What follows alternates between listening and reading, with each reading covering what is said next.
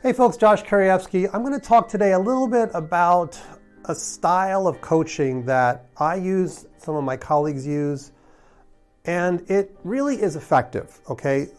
Basically that style is, it's a combination of being forceful and being gentle.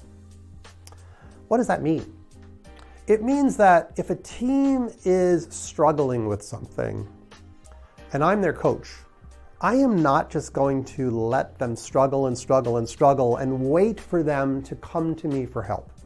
Some coaches have that particular approach. I'm not one of them. I am going to step in and I'm going to talk to them and I'm going to hopefully inspire them with another way, a solution, a series of solutions, but I'm going to actively inspire them and maybe even ask them, would you be willing to experiment with this other way of working if I notice a problem? Let's say they're writing large stories and they're trying to complete these large stories in a small number of days and it's not working. They keep having the stories pushed off to other sprints, or they stay on the Kanban board for way too long. It's a very common problem. If I'm their coach, that's not going to be tolerated too long. I'm going to say, hey, we've got to sit down and figure out how to write small stories. You need this. Would you be willing to experiment with this? Now, if everyone says no, I got another problem I got to deal with. But hopefully I can work on their ability and interest in Kaizen, in continuous improvement. So I'm going to hopefully get them to experiment with small stories.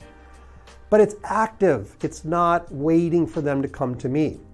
Now, when we've had coaches in our organization who sometimes are on more of the gentle side of waiting, right? And when I say I have this mix of forceful and gentle, gentle is I'm not going to force it on you. I'm going to ask you to experiment with me. I'm going to explain the benefits. I'm going to try to inspire you.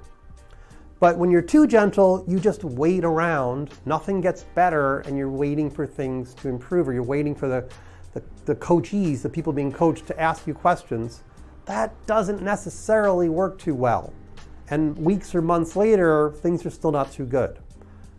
We don't have time for that. We don't have patience for that. Our customers are paying us to get results. So think about that a little bit in your coaching style. If you're a Scrum Master, if you're an Agile coach, how do you balance this forceful and gentle approach to helping people get better?